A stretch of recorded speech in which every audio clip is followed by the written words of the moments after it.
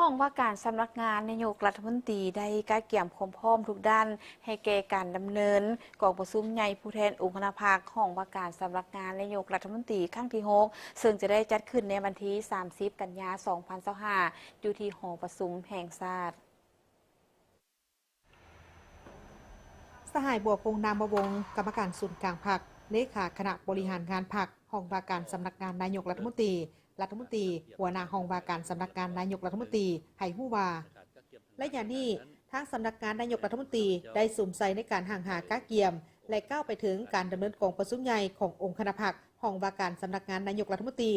โดยได้มีการก้าเกียมในหลายด้านเพื่อให้การดำเนินกองประชุมได้มีการเผยแพร่ศึกษาอบรมให้บรรดาสมาชิกพรรคพนักงานเห็นได้ความหมายความสำคัญของการดำเนินกองประชุมใหญ่โดยอิงใส่บทแนะนำของศูนย์กลางนั่นก็คือคำสั่งแนะนำเลขที่411ของคณะเลขาธิการศูนย์กลางพรรคว่าด้วยการก้าเกียมและดำเนินกองประชุมใหญ่3ขั้นของพรรคบทแนะนำของคณะจัดตั้งศูนย์กลางพรรคเช่นการก้าเกียมด้านขบวนการด้านเนื้อในและบุคลากรที่ติดพันกับหน้าที่สำคัญข้าพเจ้าจะข้อลงลึกในการกักเกี่ยมทางด้านเนื้อในและบุคลากรจำนวนหนึ่งในการกักเกี่ยมทางด้านเนื้อในนั้นแม้นพวกข้าพเจ้าในองค์คณะพรรคสำนักงานนายกรัฐมนตรีได้มีการเปิดกองประชุมสัมมนาวิทยาศาสตร์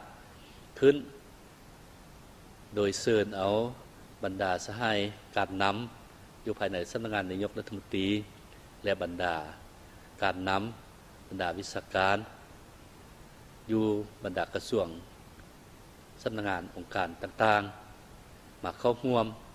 ซึ่งมีผู้เข้าร่วมถึง200 กว่าสหายโดยลงลึกในการประกอบความคิดความเห็นต่อกับทางรายงานการเมืองทางแพทย์พัฒนาวิชาเฉพาะของสำนักงานนายกรัฐมนตรีและลงลึกอยู่ใน3หัวข้อคือหัวข้อ1แมนการเป็นเสนาธิการที่ดีหัวข้อที่2เป็นการเป็นใจกลางประสานงานที่ดีหัวข้อที่3เป็นการบริหารอัพไซด์ที่ดีผ่านการห่างหาก้าเกี่ยมด้านต่างๆโดยเฉพาะเมนด้านขบวนการด้านเนื้อในและบุคลากรทั้งองค์คณะพรรคห้องว่าการสำนักงานนายกรัฐมนตรีได้รายงานเพื่อขอทิศซี่นำขออนุมัติจากคณะบริหารงานพรรคโดยอิงใส่บทรายงานดังกล่าวนี้อยู่ในกองประชุมของคณะบริหารงานพรรค